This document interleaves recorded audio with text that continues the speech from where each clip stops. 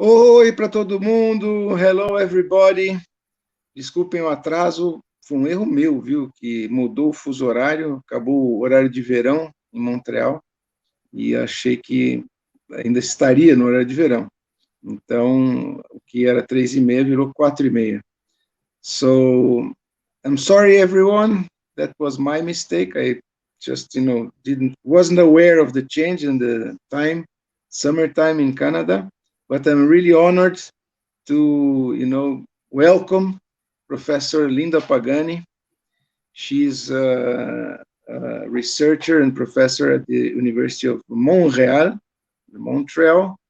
and with a very important research on the sedentarité, so almost sedens. So we are all facing that kind of risk of being too much time seated in front of screens, especially children and teenagers, playing games, attending classes, also, of course, almost everybody else. This is a problem that goes back to the television era, so to speak, the TV era, when everyone knows the Simpsons opening, where all the family is rushing to the couch just to sit, eat, and watch TV. And they, of course, that's an irony. They are actually mocking us who are watching Simpsons. So that's really, I would say, a structural behavioral problem, and games and gamification and the pandemic have just aggravated that kind of issue. So we are really very honored to host this session and welcome Professor Linda Pagani. She will tell us a lot about the risks and the perspectives of really dealing with new technologies, especially audiovisual technologies and games, with health as a horizon, health, not only mental health, but also physical health, and how that connects to our culture, to our behavioral patterns. So without much more ado, I welcome Professor Pagani. Thank you very much for being with us here at the 9th edition of our Games for Change Latin America Festival. Thank you very, very much. The floor is yours. Thank you so much. I'm grateful for the invitation, and I'm really looking forward to interacting during question period. So I'm going to share my screen uh, and see how it goes. Let's see. This is my first time sharing the screen, so I'm going to see how it goes. Share screen, and I'm going to look for. Uh, I need a bit of help. Gilson, I'm going to send you my PowerPoint because my screen doesn't seem to share. So I'm going to send you the PowerPoint right away. Okay. That way I can take it from there. If you could No maybe problem. respond. Pedro, ela vai mandar aqui o PowerPoint e Oi. eu te I'm passo. sending it to you right now. Ok. Here we go. And we're good at emergencies, aren't we? We are specialists in facing Yeah. catastrophes and emergencies. So I'm a former nurse. I'm a retired nurse. I retired in my early 30s from a nursing profession. And while I was studying, while I was working as a nurse, I studied clinical psychology. And I started my career actually looking at poverty and achievement. And I learned how to be a longitudinal researcher from there. And then from there, I became a developmental researcher. So I look at human development across time.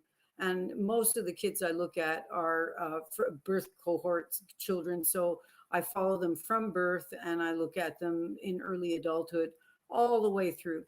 And what's really interesting about that is that it brought me to studying screen time because in the millennium, we had the last cohort of the millennium cohort is the last cohort of children that were born at a time when the only screens that were available were television screens and also, you know, laptop screens.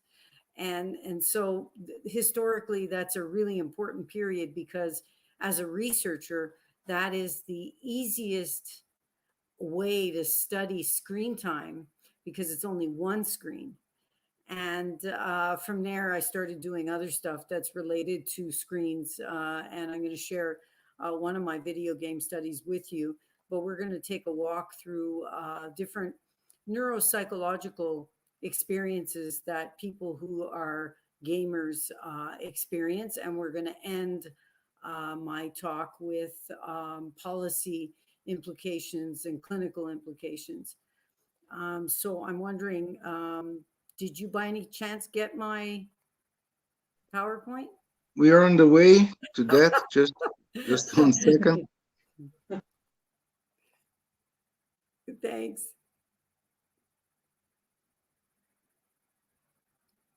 The only thing that's going to be a challenge is that you're going to be changing the slides as we go along, but that should be fine. I don't know why it won't share. It wouldn't give me the option.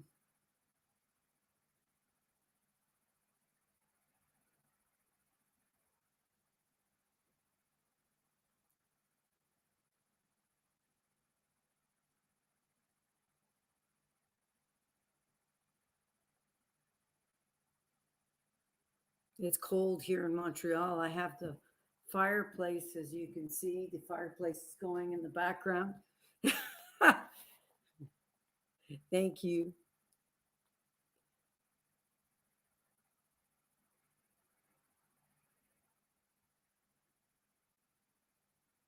Good afternoon.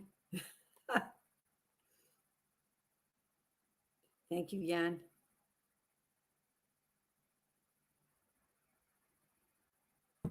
I guess the internet connection of Gilson isn't quite well. I think he left, but I think he's coming back, and we are gonna share the screen.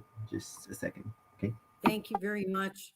I guess there's no option for me for changing the slides myself because you've got the control now.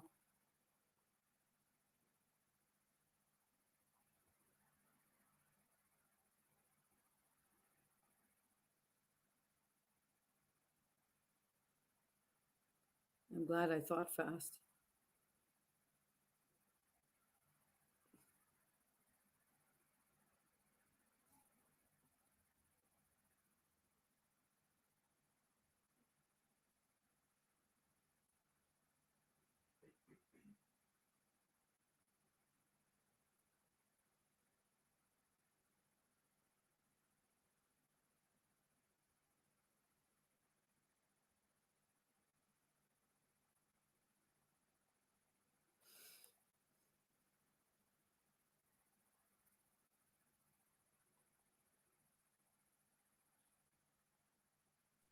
Okay, I think it's ready now. Excellent. Do you think I'll be able to change the slides myself or you won't be able to? Pedro is in the backstage and he will move on. Just give him a sign and he will Okay, move so on. what I'll do is I'll use my hand to, is Cool. that okay with you, Pedro?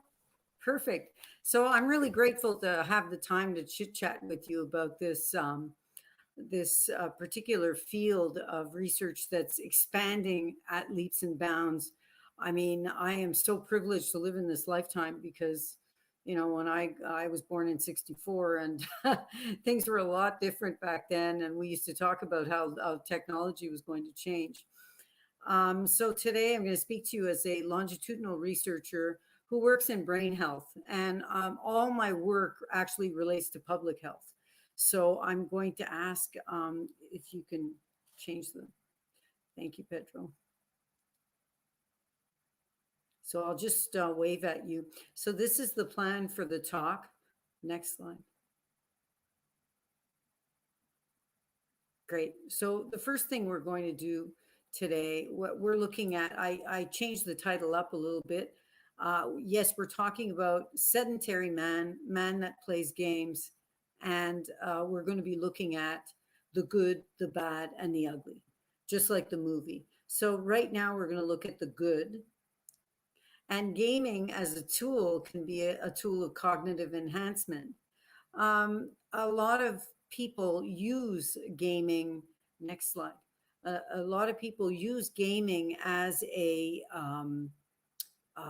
reward. A lot of parents use gaming as a reward, and I find that that is a very healthy, possible thing to do, because in when you're raising children and you're trying to teach young people how to self-regulate themselves and how to motivate themselves, sometimes things that give them pleasure are a really good thing. But gaming is also an excellent tool for the typical brain for cognitive enhancement. If I can have the next slide, please. Great. So when we look at video game players, when we compare them to non-video game players, we see that they show more integrated white matter in the motor and visual pathways. And also they have higher levels of activation in the frontal parietal brain regions. So they're more likely to detect visual stimuli and do a lot more processing when it comes to uh, movement that they see on a screen, or movement in their visual field, because they are constantly dealing with that on a video game. So now we're comparing video game players with non-video game players. And when you play video games for a longer duration, you tend to have a thicker cortex in brain regions that have a lot to do with attention, navigation, visiomotor function, and the resolution of ambiguity, ambiguity in the visual field. You also have a little bit more development in the area of the dorsolateral prefrontal cortex. All these, all these tend to be really good improvements, because when you do play video games for a longer duration, you tend to have more cognitive efficacy. Your cognitive functions are more sharpened. It's like when you compare it to in the old neuroscience studies of 20 years ago, our favorite people to study in neuroscience was a taxi driver, and preferably a taxi driver from London or from a big city like Cairo, London, Naples, those kind of cities where anything can happen at any given moment. You're driving down one way and there are people coming this way because they don't respect any of the laws. And so for when you're studying taxi drivers, you get to see how all this visual field works. Video gamers have that advantage because it's all virtual, but it's all there, and they're using all their cognitive functions at once. It's also interesting to think that video gaming is an excellent potential tool for clinical intervention when it comes to mental disorders. For example, Alzheimer's. It's definitely something to be looking into to keep people sharp. And also in autism spectrum disorders, we're looking at the possibility of helping them develop their visual field and develop some interaction potential. So these things are very, very positive, and this is going in a direction where we can create these kind of tools. So this is a good thing. What's nice is that when people invite me to talk, they often associate me with risks associated with screen time. And they think that I'm going to be telling them all about risks, but there are some good qualities, and I'm glad I was able to talk about that. So now we're going to go to the next slide, and we're going to look at the bad.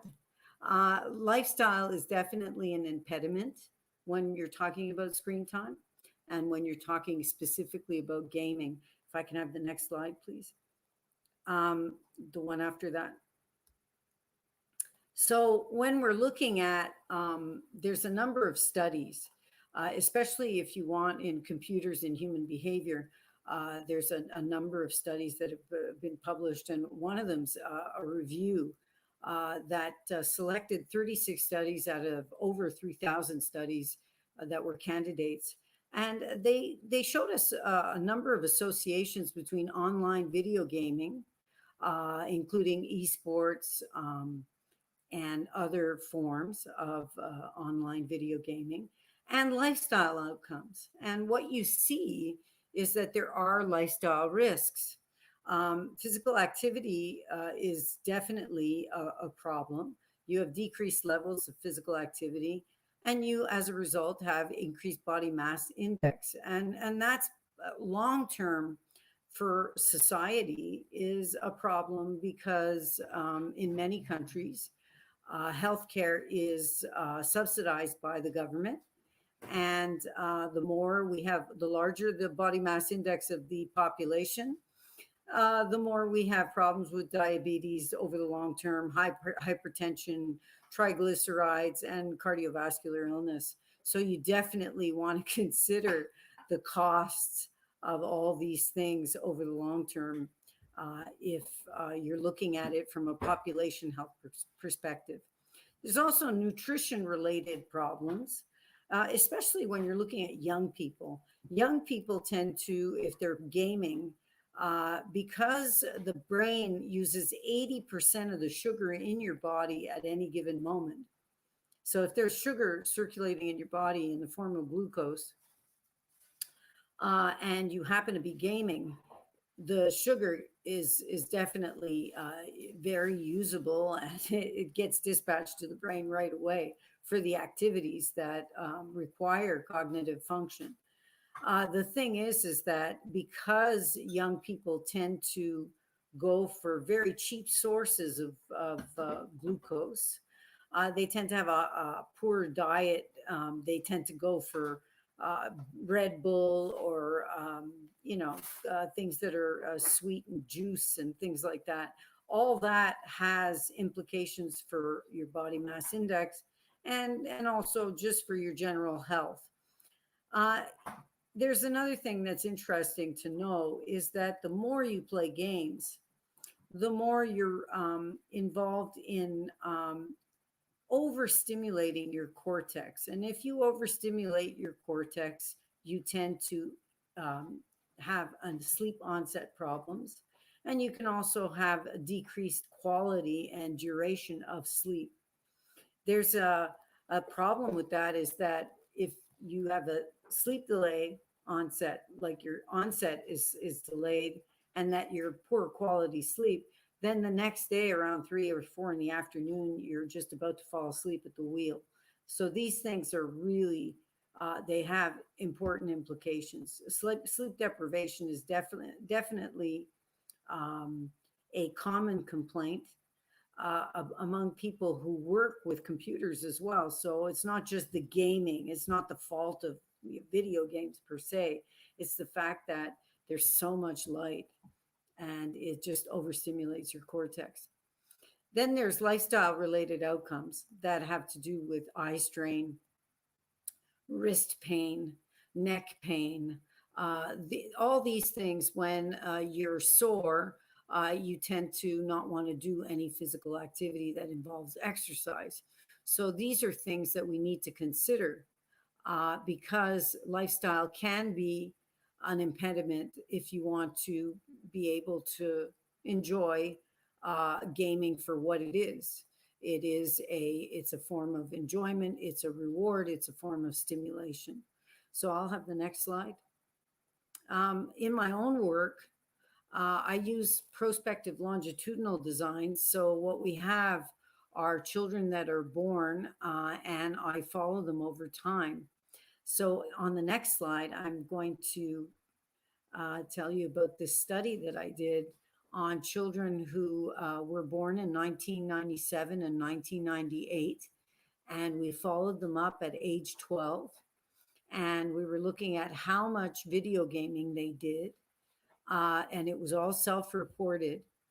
And we projected out 1 year later. But what we did, the beauty of a prospective longitudinal design, and the reason we call it prospective, is because when we use this equation that I'm showing you here on the screen, what happens is that you can remove the influence of pre-existing and concurrent factors that might be confounded with the video gaming at age 12. So it asks a really interesting question. Does a video gaming lifestyle, in terms of frequency of minutes, in at age 12, does it really have implications for social development, especially psychosocial development, 1 year later? So this model is really interesting in that respect. We have this paper submitted. I'll take the next slide, thanks. So if we look at this screen really nicely, what we see is that, and all my studies since the last 5 years are all looking at boys and girls separately.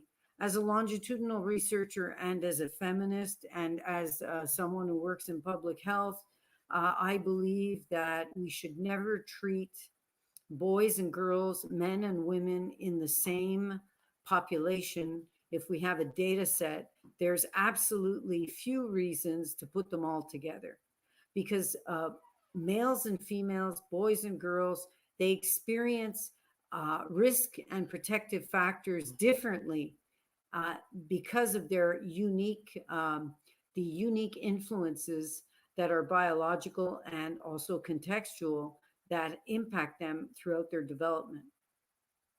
So and we have tons and tons of observations amongst humans and animals that show that we do interact differently between the sexes, and we do treat the opposing sexes very differently. So here we're looking at the results for boys, and what you see is that video gaming, engagement in video gaming in number of minutes, it predicts it predicts three things that are really interesting in childhood that are problematic. So what you see for boys is that more video gaming is associated with more self-reported emotional distress, more attention deficit hyperactivity symptoms, and more reactive aggression.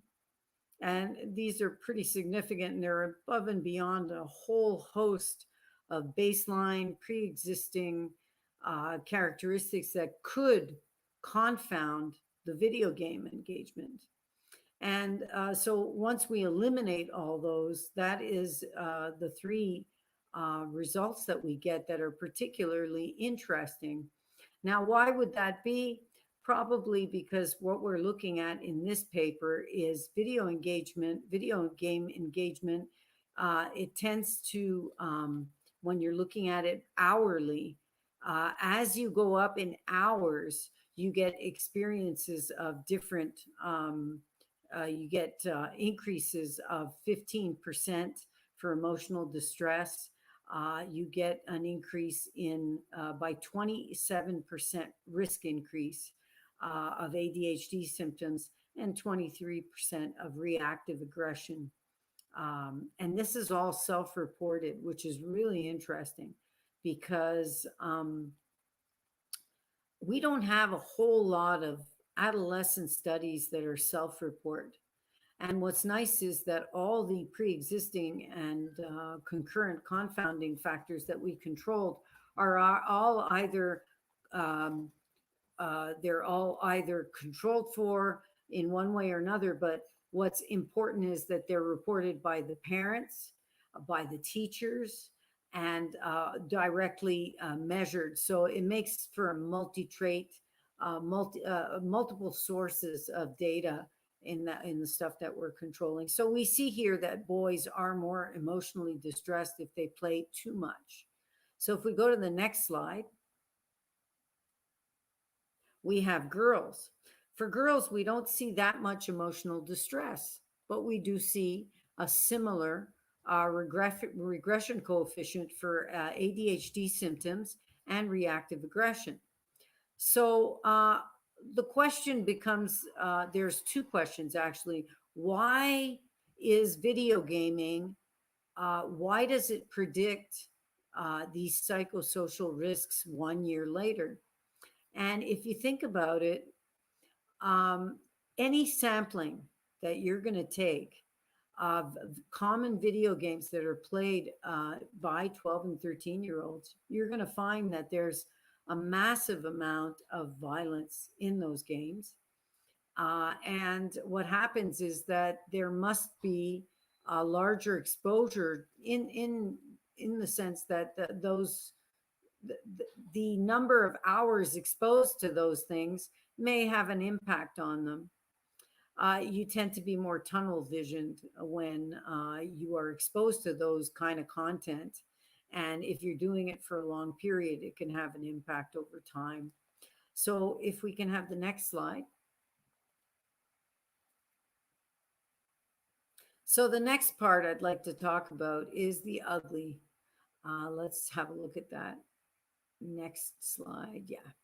So gamers are not all the same. You have gaming for leisure, which is what most of us do. You know, we all like, I enjoy doing all kinds of things that involve screens for leisure.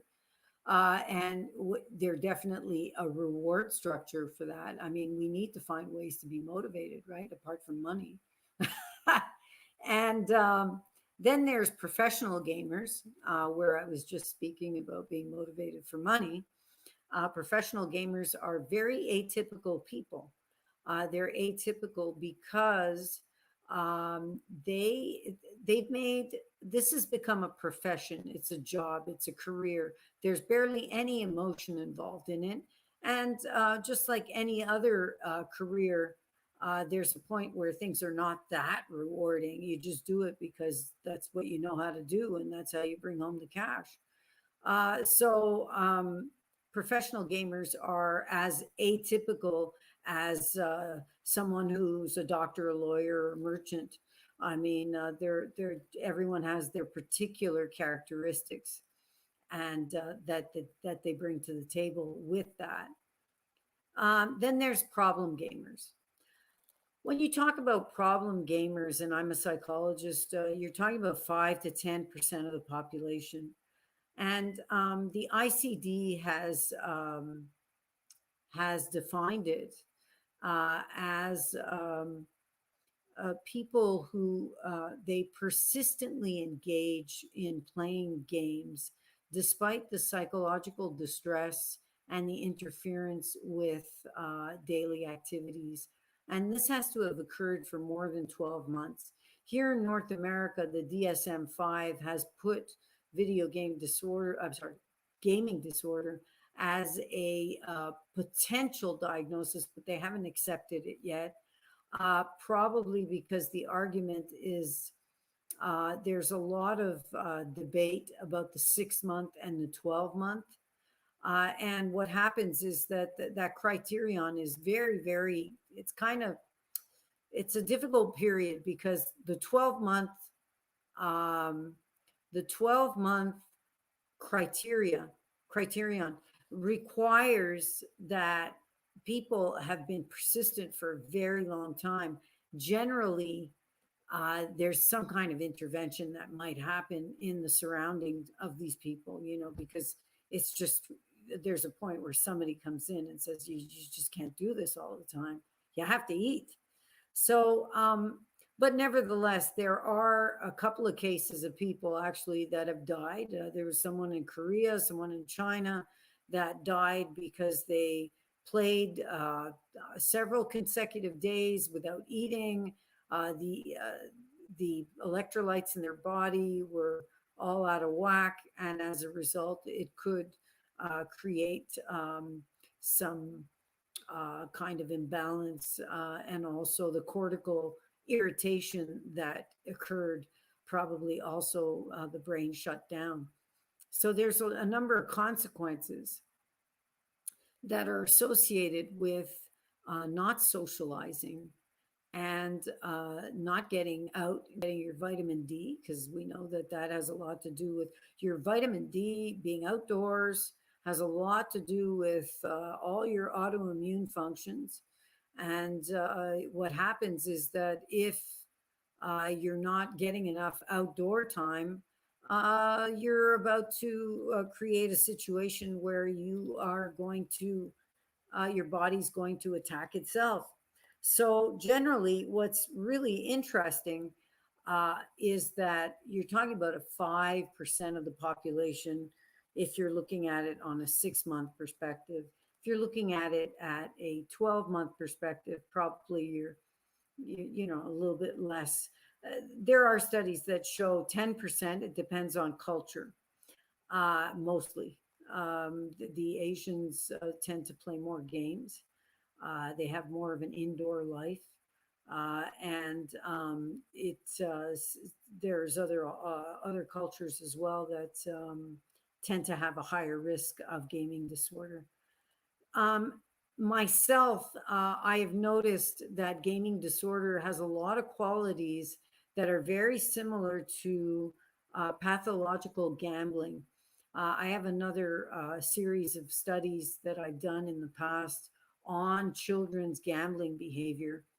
And in one of my studies that's published in JAMA Pediatrics in 2009, I show how impulsivity at age 5, rated by the teacher, the kindergarten teacher, predicts gambling behavior in 6th grade. So this is really interesting because there's very few studies that have looked at gambling in children, okay? Especially, I mean, longitudinal studies, there's none. And what's very interesting about that is that the whole idea of childhood gambling is because a lot of problematic gamblers, and so gambling disorders, disordered gambling, dependence on gambling, etc.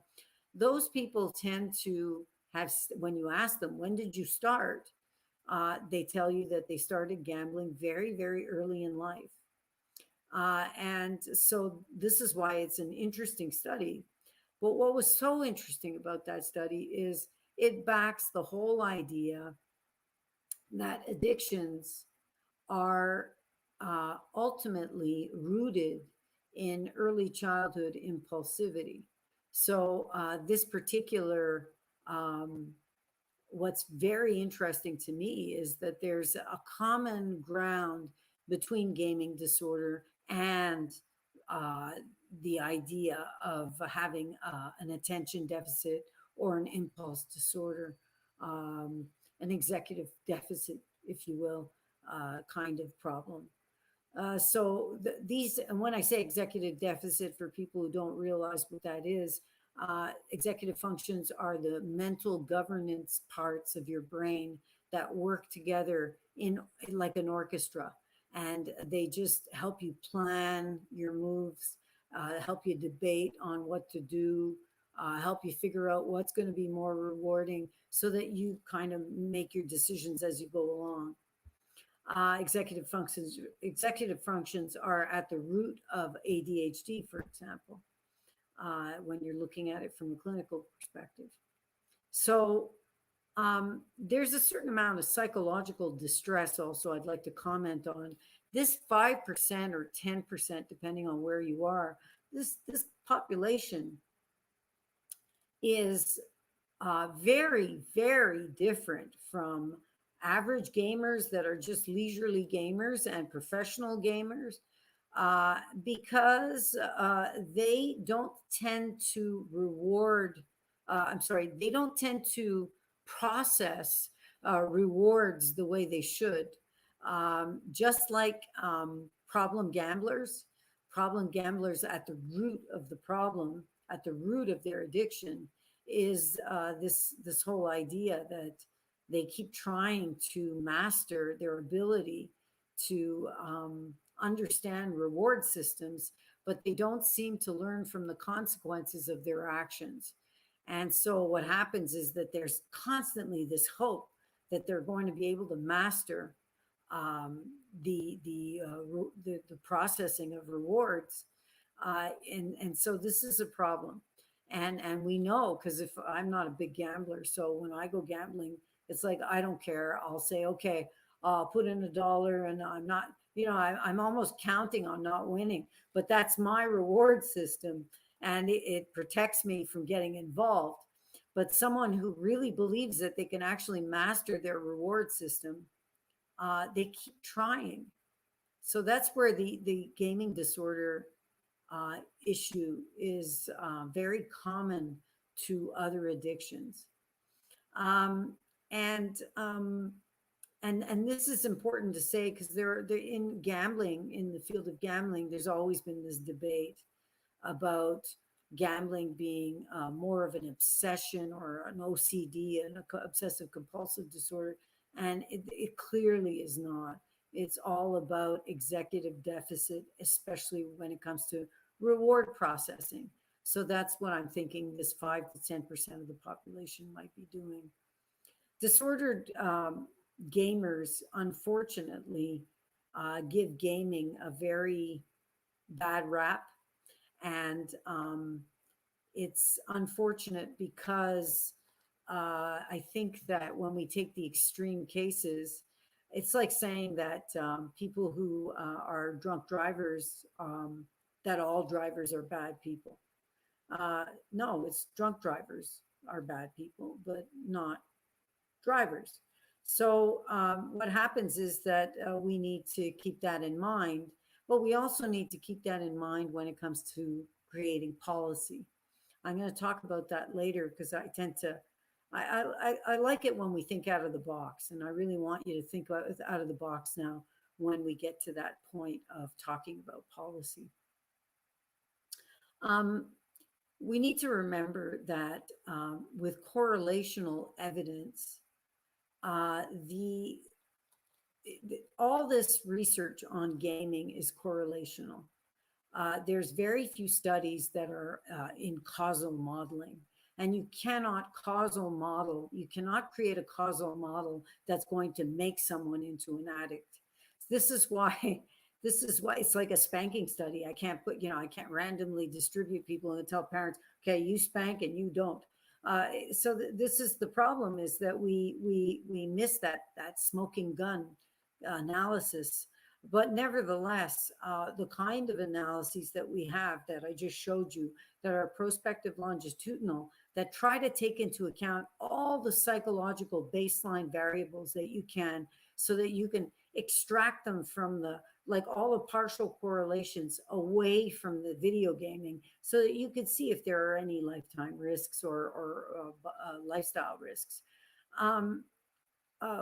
So this is important, because I think that this area of research, we need to be very careful in the way we treat gaming. My big preoccupation is always going to be that there's too much violence in gaming, and we need to find a way to make it less antisocial.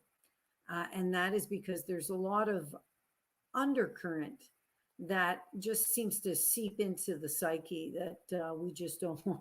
We don't want that kind of thinking in there. We don't want to banalize or habituate to violence.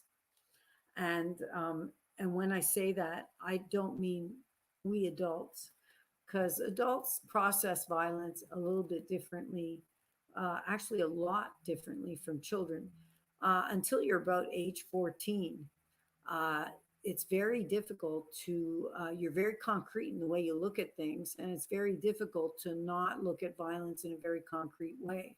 So they have trouble nuancing between reality and what's acceptable, what's ethical, what's morally acceptable when you're a young person and you've been exposed to great degree to violence in movies and in gaming. So this has to be, we need to keep an eye on that. So basically, I wanted to say that because I find it very important to underscore, because the problem with gaming disorder is one thing, and then there's the issue of young people starting gaming very early. And just like gambling, you you initiate a whole bunch of people to gambling, you're going to get a few disordered gamblers. In You're going to get a few additional disordered gamblers. So what I think would be a very good idea is to keep in mind that it's something that we want parents to regulate, and we want parents to feel that the industry uh, takes into consideration responsible usage of gaming.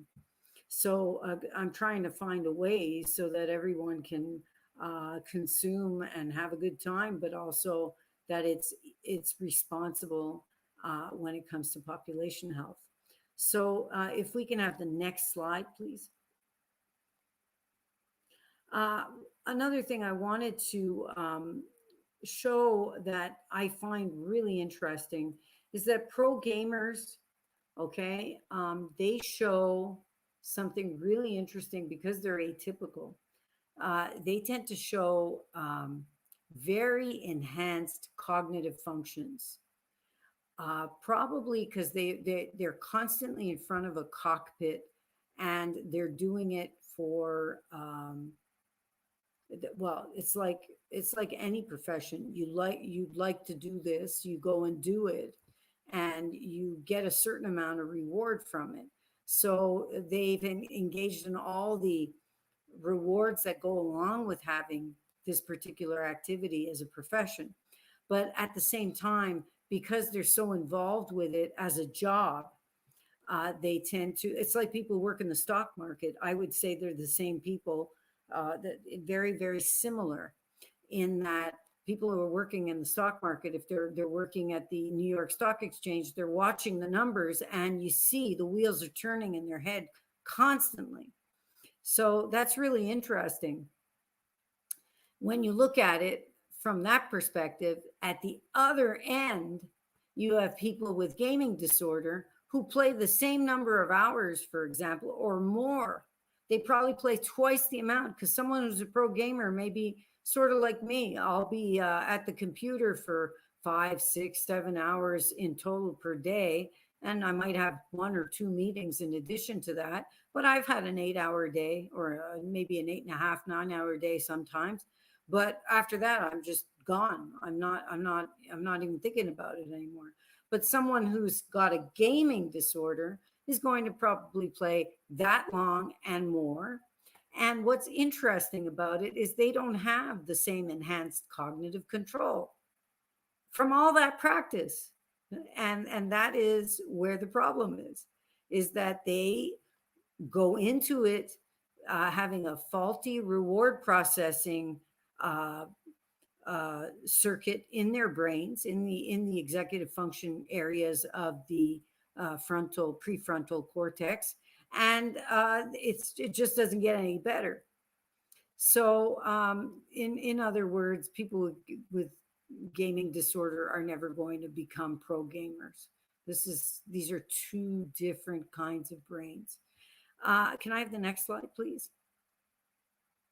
So now I'd like to talk about the digitally remastered future. I would like, if we can go to the next slide, I would really like it if everyone was on the same page. I think that when we work in different areas, I'm probably talking to people from all walks of life right now that are, involved in academics, but nevertheless, all walks of life. And what we forget is that it may be that the World Health Organization established gaming disorder as a disorder, but the World Health Organization also has helped us with guidelines on lifestyle. And I myself, every time I give a press conference, every time I'm writing a paper, if you read any of my papers lately, I'm always talking about guidelines. And there's some simple guidelines that people need to understand. If they want to have a balanced life, I mean, there's plenty of people telling you what to eat and what not to eat. So I'm not going to talk about that. But what's interesting is that we need to remember that young people and when I say that, age 5 and up, because I'm not a big fan of preschool preschool gaming unless it's developmentally appropriate and if it's under 1 hour per day of screen time. But when you're talking about age 5 and over, you're talking about no more than 2 hours per day of leisure screen time. Now that includes media, that includes, Facebook, etc., TikTok. It includes Instagram. It includes, Twitter. So you're talking about not more than 2 hours of leisure time. There are parents and young people all the time that raise their hand and they, well, I have an iPad at school. I'm on my iPad all day long at school. That's not leisure time. That's work time. I'm at a computer at work. That's not leisure time. I'm processing all day. I'm writing papers and answering email and whatever. So that's not leisure time. But leisure time, the guideline is not more than 2 hours in total of screen time for over age 5. Now, these 2 hours don't end at age 17. As a lifestyle psychologist, I will tell you that even adults should not have more than 2 hours of leisure screen time per day. There's only 24 hours in a day. You're not going to be able, where are you going to get it? We'll skip a meal. We'll skip our hygiene. We're going to, it's ridiculous. It just starts to eat away at your sleep, which is not a good idea. The next thing is that school age youth, that's age 5 and up, should have at least 60 minutes or more of moderate to vigorous intensity physical activity every day. That's a lot of physical activity. That includes active transport, taking the stairs instead of the elevator, just doing stuff. I noticed that this generation, by the way, this I would call generation me. So since the millennium, they're a lot less physically active. In fact, when you take any particular population of North American children, just as an example, you're going to find that only about 10% actually meet this guideline of 60 minutes per day of physical activity. That's moderate to vigorous in terms of intensity. And that creates a lifestyle that's very, very sedentary. We like to sit and we like to not make any effort. And this is, the effort is something that we must learn how to do. There's two things. I always explain this in class to my young students that are, just coming to university. You need to practice sustained cognitive effort and you need to practice sustained physical effort, because those two things are what you need in order to be successful. I find it's a very simple formula. The last thing that requires a guideline, which is in the established lifestyle guidelines from the World Health Organization. So you have 2 hours, not more than 2 hours of screen time, at least 1 hour a day of physical activity, and sleep. Sleep is not an optional behavior. I find that since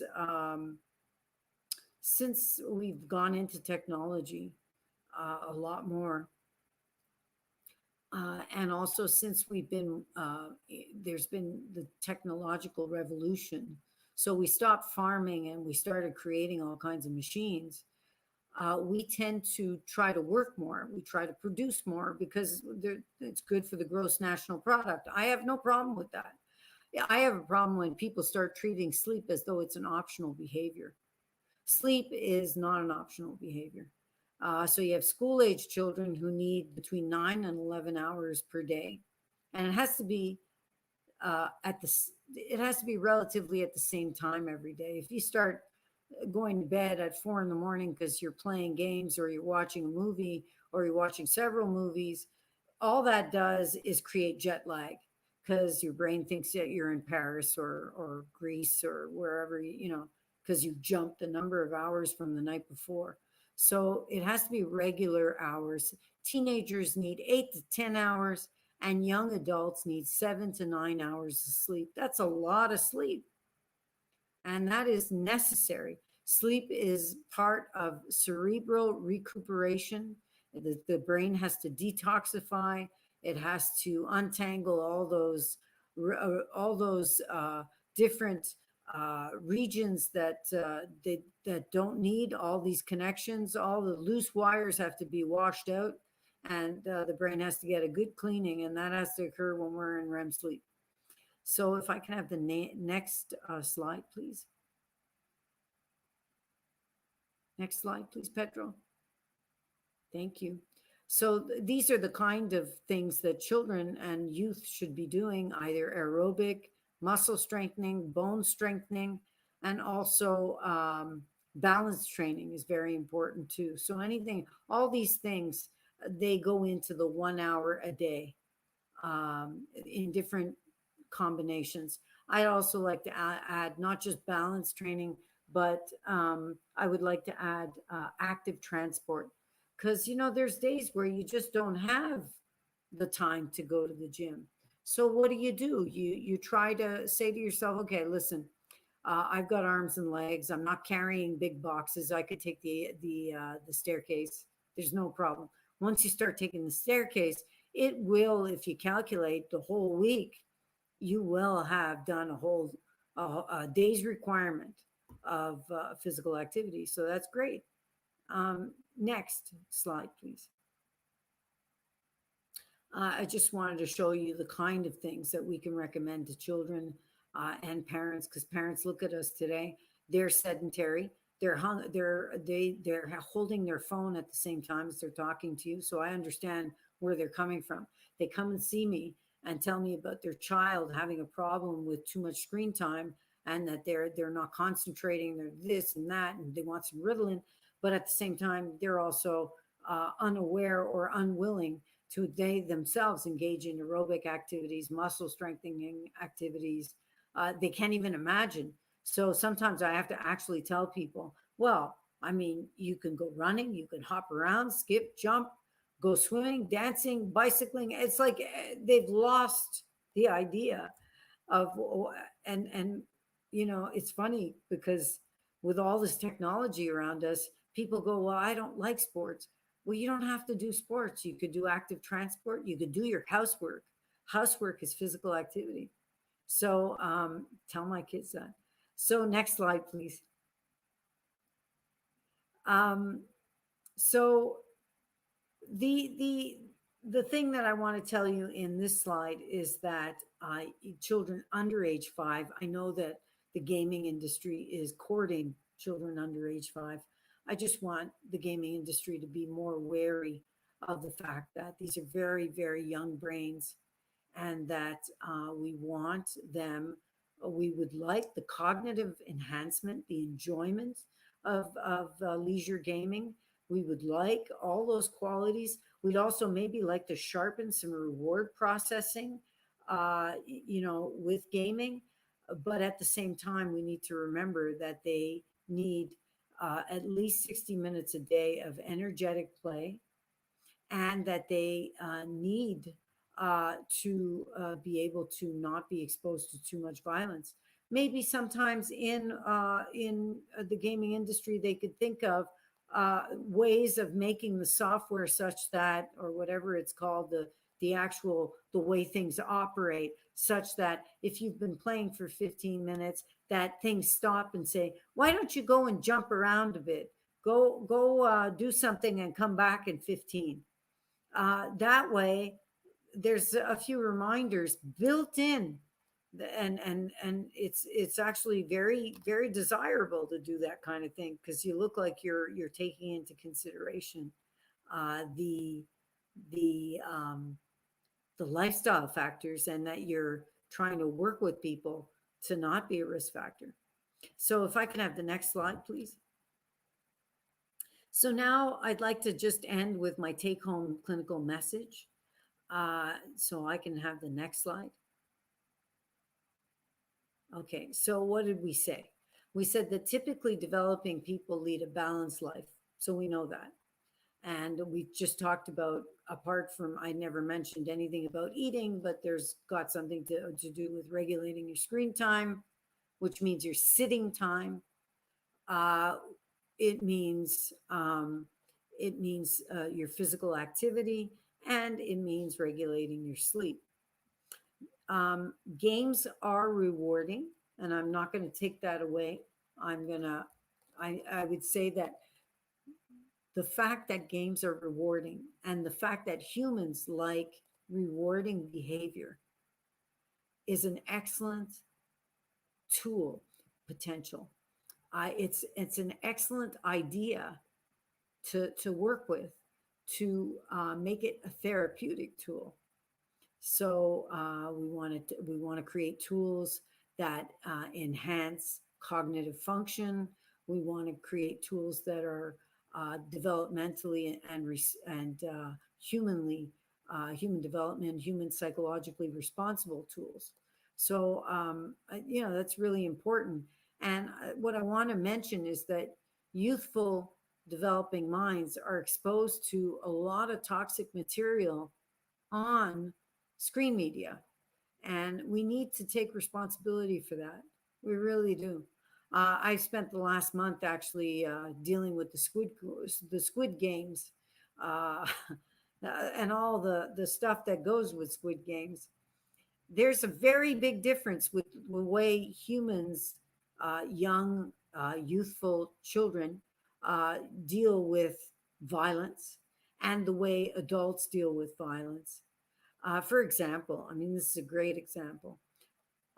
Back in my day when I was growing up, some people who were probably around my age, they're going to realize that The Exorcist was the first one that came out.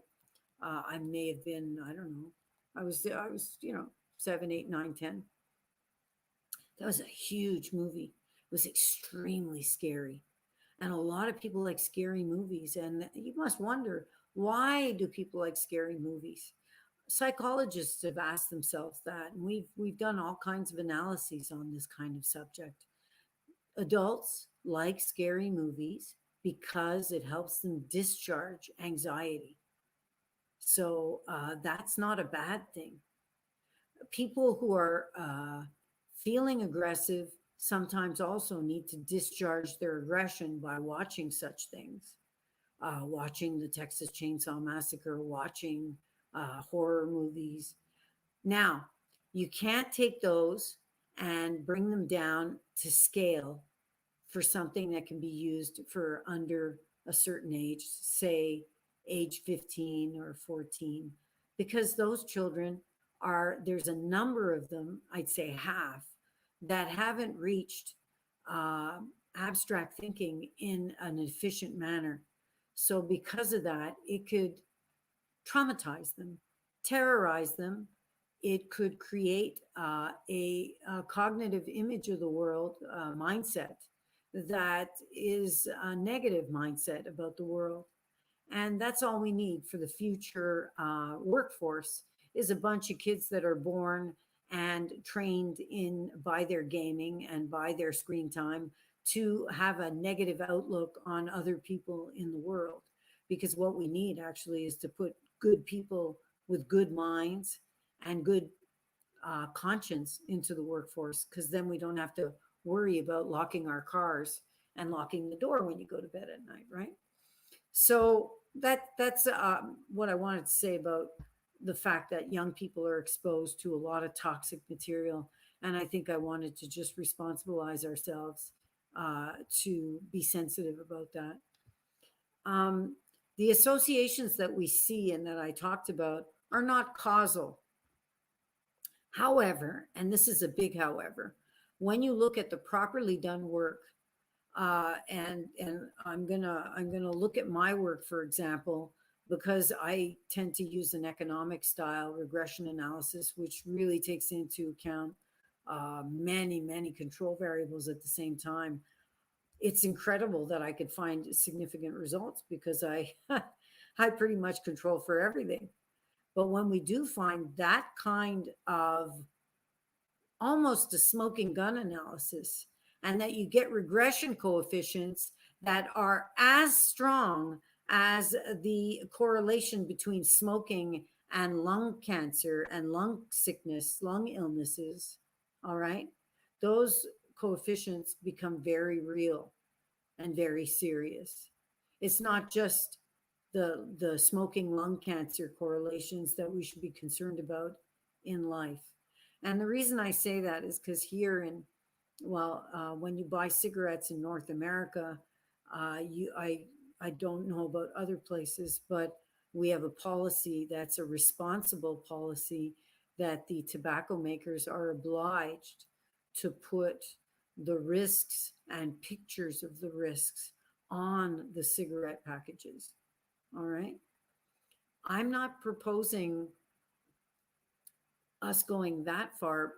We can, if you want, we can look at things more positively rather than negatively by encouraging more responsible lifestyle choices and reminding people both in the applications that they use, but also in on the packaging or on the instruction websites that you know, there's an asterisk that says, you know, a gaming lifestyle needs to be complemented by a responsibly positive lifestyle with physical activity, da da da da da, with the guidelines. Why not?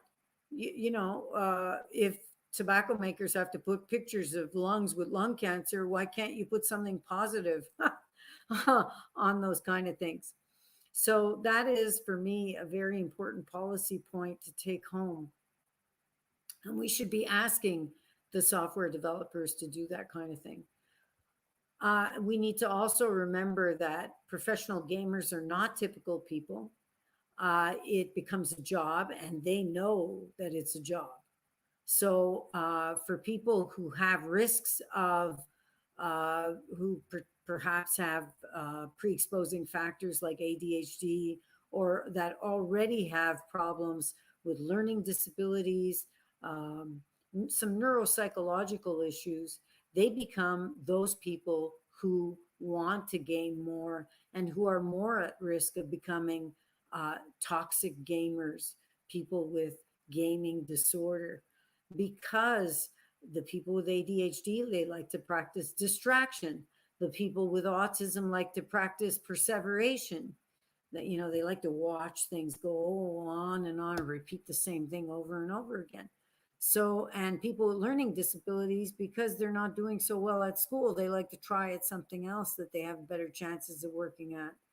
And you know, sometimes when your chances of succeeding are 20% because you have a learning disability on a particular exam, but 50% on a gaming application because you're basing it on luck, then that creates an attraction for someone with a learning disability. So all those people need to be considered in both responsible providing of these venues, but also for parents to understand the risks. The take-home message is about consumption. Instead of a waiver that tells people the risks, both parents and the users, because there are a lot of adult users that you know, I think it's a common thing now to have time on the weekend to play games. There are many young people who do that. They just need to understand what the messages are about too much consumption. And we don't have to give them a risk message. We can give them a positive message by saying, make sure that you have enough physical activity, enough sleep, and that you watch your leisure screen time so that you fit all this in a 24-hour day. So why not advertise the established lifestyle and movement recommendations from the World Health Organization or the American Academy of Pediatrics? Essentially, what we're trying to avoid is trying to overeat, because you know, we essentially we become what we overconsume. So if we overconsume too much of one thing, we end up having a certain kind of um, pathology or illness. So we need to stay within normative, statistically normative parameters on anything. Too much red wine's good for you, but not the whole bottle to myself tonight. You got to share those things, and you got to do it responsibly. So that's where I'm going to stop. If I can have the next slide. Thanks. So I'm going to stop here for questions if anyone has any questions. Thank you very, very much. I mean, this was really enlightening, really enlightening. I'm glad. And I do have some questions. I'll take this opportunity to have provoke some discussions. I'm going to list these several questions and then give it back to you Sure. For your final remarks. But first thing I think is, well, we have a good audience and also some questions coming from the audience on YouTube. So afterwards, I'm going to share those questions as well. But there's one thing I understand very clearly, and that is the fact that you made it really very, very strong. The fact that people with issues, people with problems, when they consume video games, like some kind of mental disorder or emotional disorder, I mean, it's not that the game in itself provokes some sort of illness. I mean, it's really the causal relation cannot be uh, totally affirmed here, because part of the population has attention deficit issues or other mental issues or impulsiveness from early childhood. So I understand that, and I understand that research clearly confirms that, well, it's not really easy methodologically to to state that games cause these disorders, and it's easy to verify, in a sense, statistically, that people with previous issues may overconsume games because that's where they get their rewards or their systems of, in a sense, overcoming their own limits. But still, there's this question that's buzzing in my ears: to what extent overconsumption is really a result, or would be really a result, of marketing and really inducing young people to that kind of entertainment? Because on the other hand, our cities, our neighborhoods, they don't have physical space. We don't have parks. We don't have gardens. We don't have green areas. Our cities have become deserts in terms of environmental policies. So urban policies, housing policies, most of the population, especially here in the south, in the so-called third world or underdeveloped world, I mean, our cities, they are really jammed, and children cannot safely go out and play in a playground, in a park, something like that. So the lack of alternatives from a urban perspective or a social perspective, the fact that poor people are almost without a proper family life for different reasons, but low income families are usually the ones with lots of problems in terms of parenting. There's parental disorders, so to speak, and over consumption for many people, especially among the poor people, is just an expression of poverty and not of an impulse to overconsume. I mean, the weight problems, overweight among poor people, this is really also maybe pandemic among the poor, because they are eating all these industrialized, and by, of course, as a result of being industrialized products, they're available on supermarket shelves. They are full of sugar, they're full of all sorts of chemicals.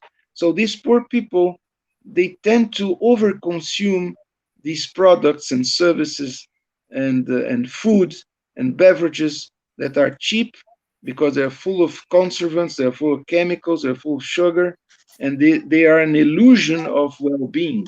So I think that there's one thing here that I would like to, well, maybe it's a provocation, but I would like to understand a little bit more beyond those who are really into games or into excessive screen time because of some previous condition.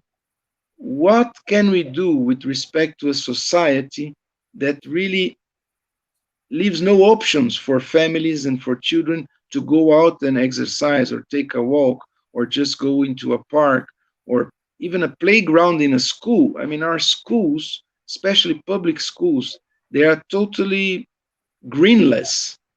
So I think that there's a problem here, and that is not only the regulation of the game industry, but it's the lack of educational, urban, and social policies that would at least create conditions for these children to have options to live a more balanced life. Supermarkets, it's just like there's been, of course, lots of talk about the cigarette, about the smoking habits, and we do have in Brazil all those awful pictures in cigarette packs and all that.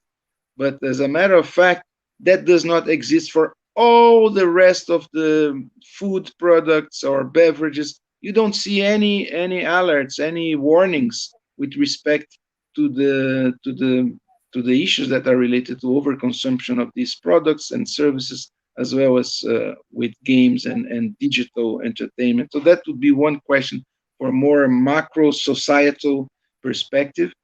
And second question is about correlations.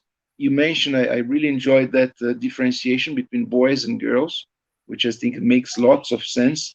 But how about other issues like income levels or family or parental issues, religion, nationality, and ethnicity?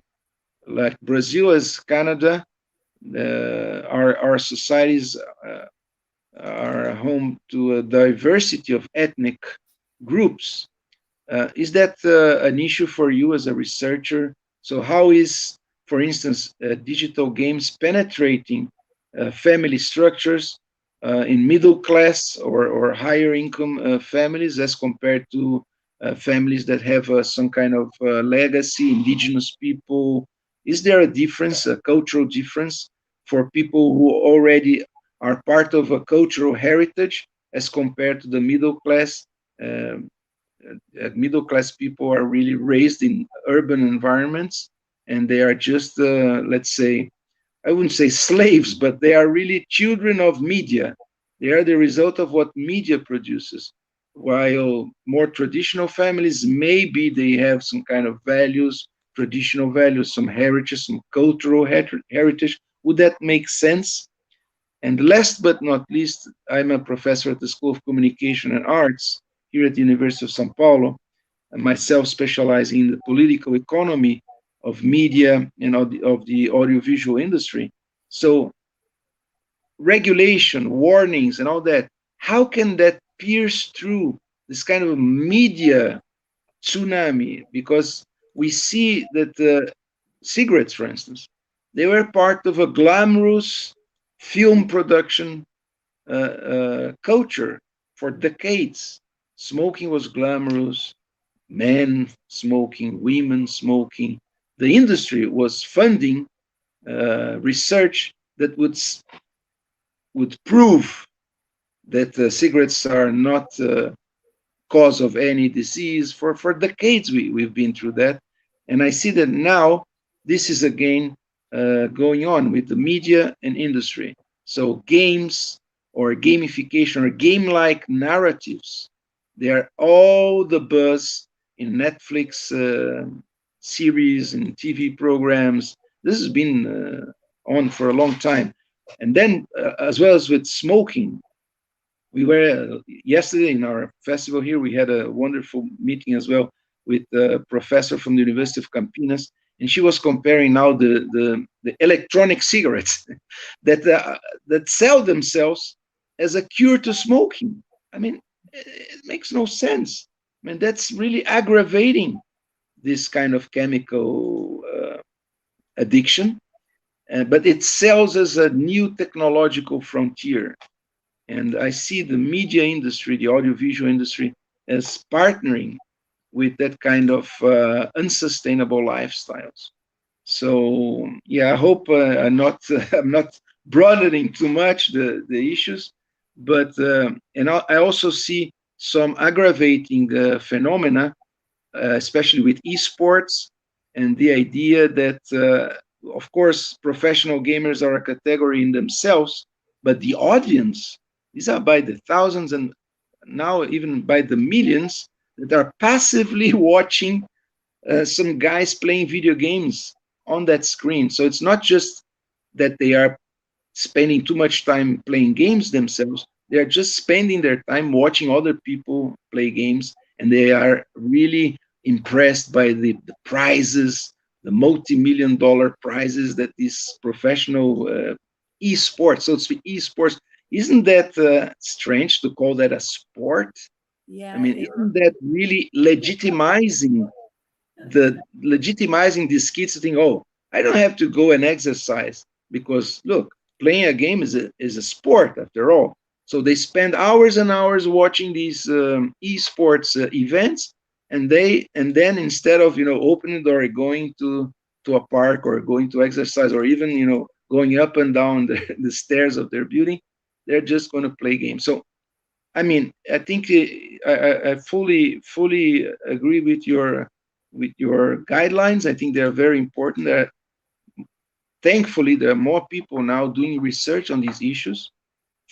But I would like to hear a little bit more about overconsumption as a structural problem in our societies, and a little bit more on the methodological issues related to correlations and what kind of factors should be brought into this analysis. And then, of course, media as such, and esports as a new broadcasting phenomena that legitimizes digital gaming as a sport, which for me it's highly debatable, to say the least. I think it was a really fun question and fun comments to hear because there's so many different ideas that come that emerge in my mind. But the first thing I want to say is about policy. When you think about it, there was a time before the Common Era, around Julius Caesar's time, when he was the praetor, that Rome was very, very, very starving. There was no wheat, and people were fighting on the streets, and people had no place to live.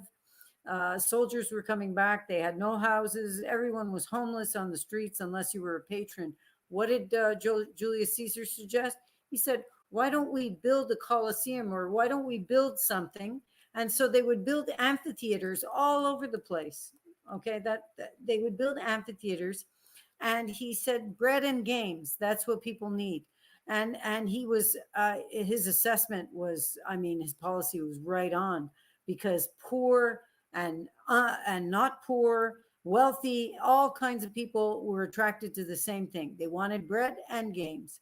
So the games, now we have esports, and esports are just like buying your season tickets for the Coliseum. I know the Coliseum, was built after in AD, but it's the same principle. And what's interesting is that that brings me to another policy, and that is China. China has this policy that's very interesting. I mean, it's a bit draconian, if you will, but at the same time, it shows leadership. It shows leadership. They've got balls. I mean, really, they've got balls. They have said that during the week, children and youth, so children and teenagers, are to be doing their homework, or if they have a part-time job, that's fine, but they are not to be playing on screens. There are no video games during the week, and that there's a certain number of minutes on the weekend allowed, but that's it. For me, policy like that a lot of people think that that kind of policy is like running a nanny state, or uh, journalists like to make it sound like it's such an awful place to live.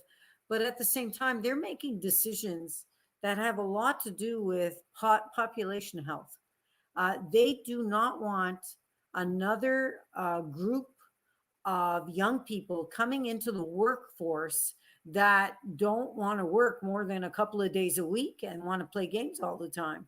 So they need people who understand what sustained cognitive effort is. And I explain this often to young people, that sustained cognitive effort is not playing on a screen a game that gives you rewards.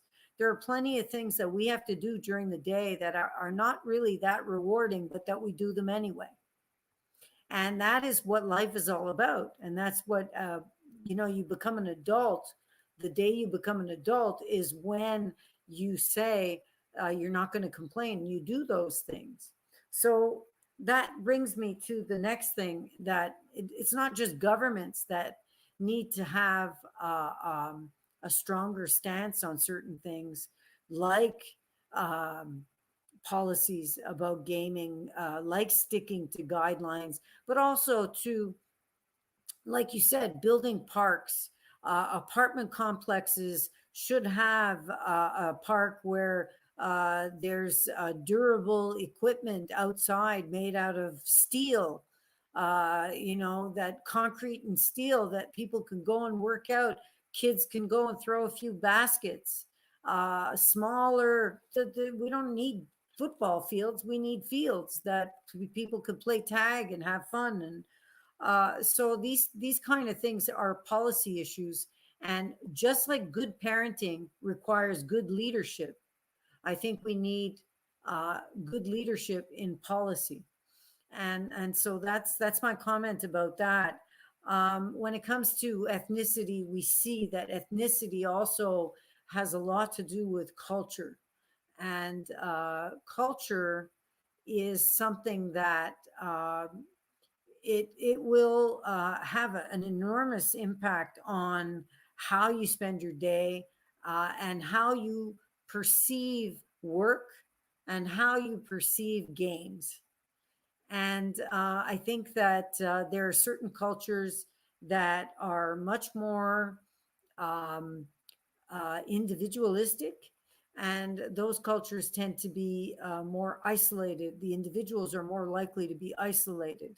Whereas in China, for example, it's interesting because they have a very collective culture, and you have to behave for the good of the group.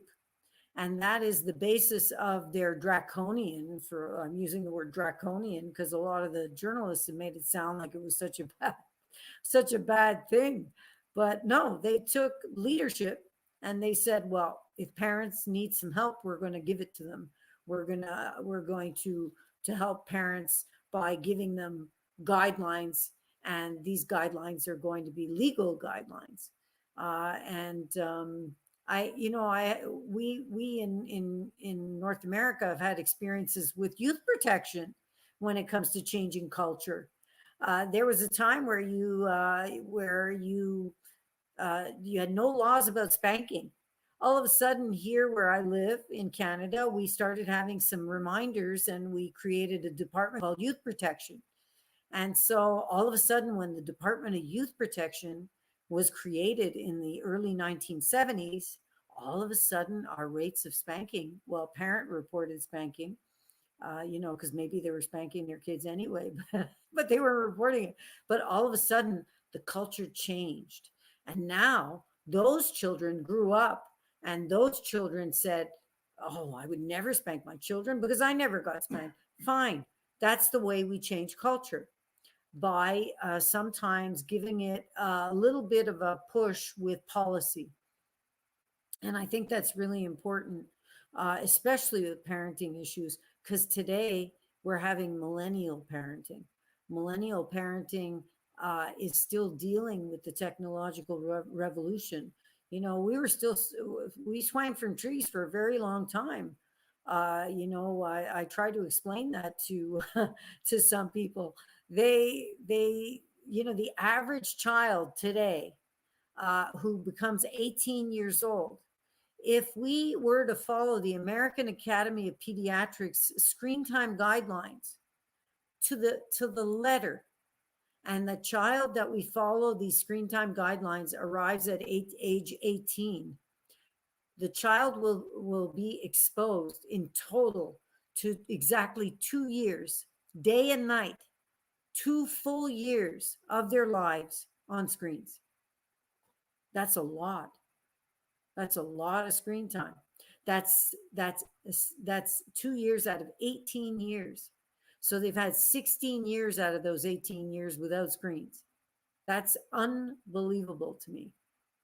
And we need to remember, I had the opportunity to do my postdoc with an economist, and it was fun because as a psychologist, everybody, when you're teaching undergrad, everybody's like, you ask it when you're a professor, why did you want to take psychology? What do you want to do? What is it that you want?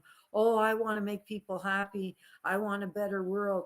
You go into an economics class with an economics professor, and the economics professor will tell you that they want every child that's born to become a really good taxpayer.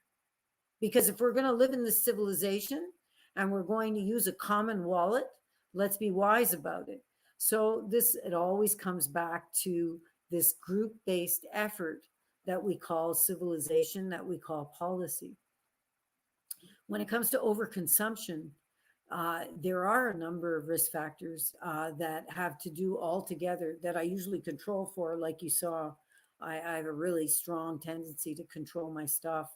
But we, in my field of population health and longitudinal researchers in population health, we tend to call that a cumulative risk hypothesis, that you have all these little risks. You're poor, there's family dysfunction, you're living in a terrible dwelling, there's no parks, it's concrete and steel, there's a lot of pollution, there's all these things. And if you total it up, it's called the cumulative risk hypothesis.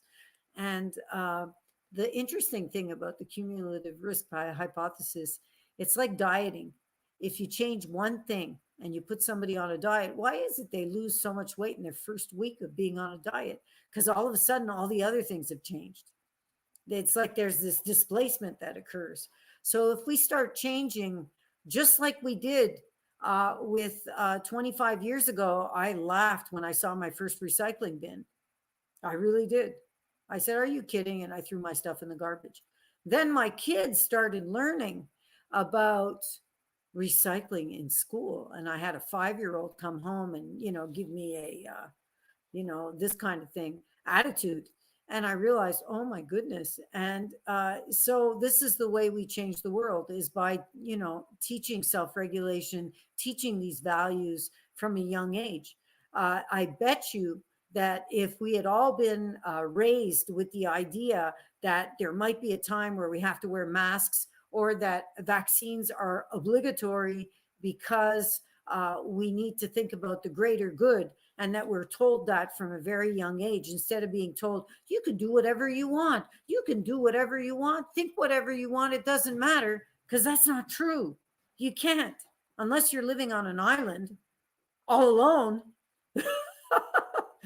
It's like, in being in communication, you must find that as funny as the way freedom of speech is misinterpreted all the time. And so all this to say that the cumulative risk hypothesis has a lot to do with overconsumption of risk and risk factors. And what we need to do in order to have a more streamlined, efficient economy, because it seems as though we're going back to a lot of basics in a lot of ways. One of the nice things about millennials is they like Facebook Market. Why buy a new pair of shoes? I'll just get them on Facebook Market. It's nice to see the way they like to buy things and think about the durability of goods. They need to think about the durability of themselves too. And this we can do. We can do this. And knowing that children at a very young age have certain temperament. And when I say temperament, it's got to do with personality characteristics. Temperament is the early roots of personality.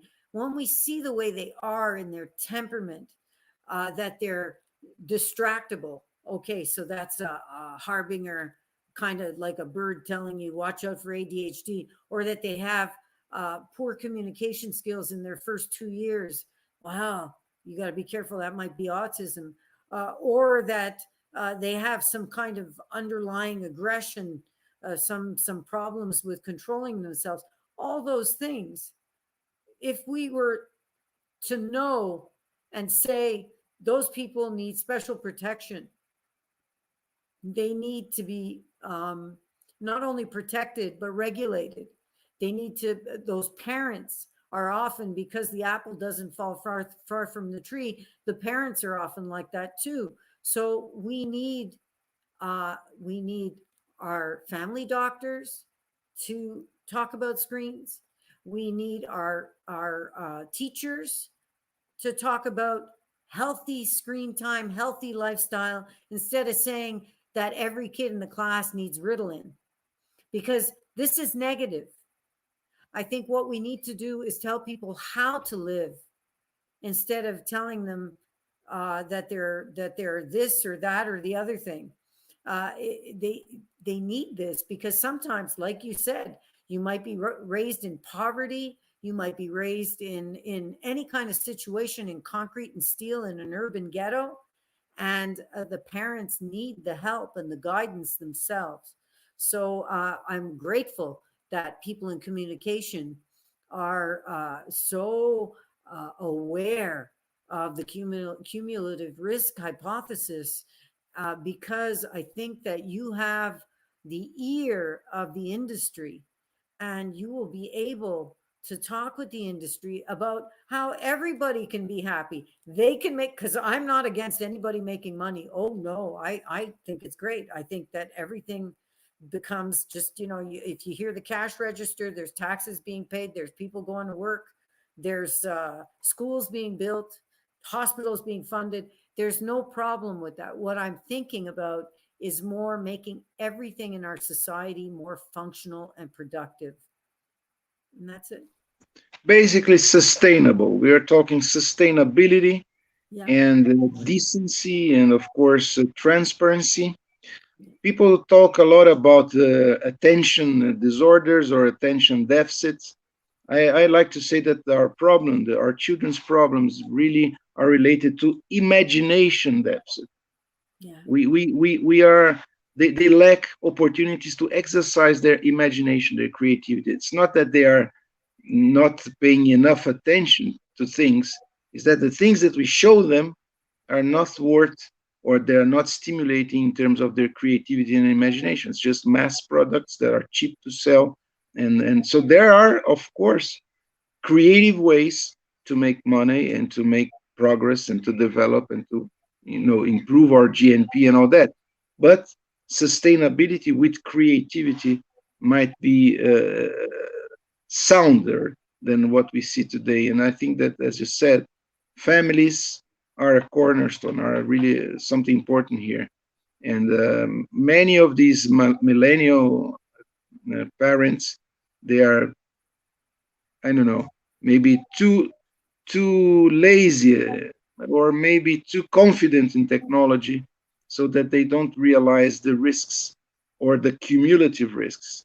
And I think that's really a very, very important warning.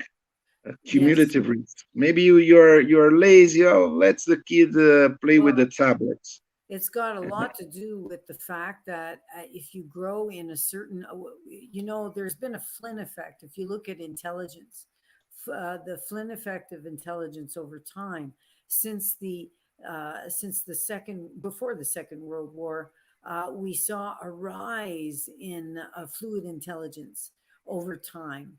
And then in the middle of the 80s, it started to go down, and it's been going down since. Fluid intelligence has gone down. And why is that? And it's got a lot to do with a lack of, it's got a lot to do with cognitive sedentariness.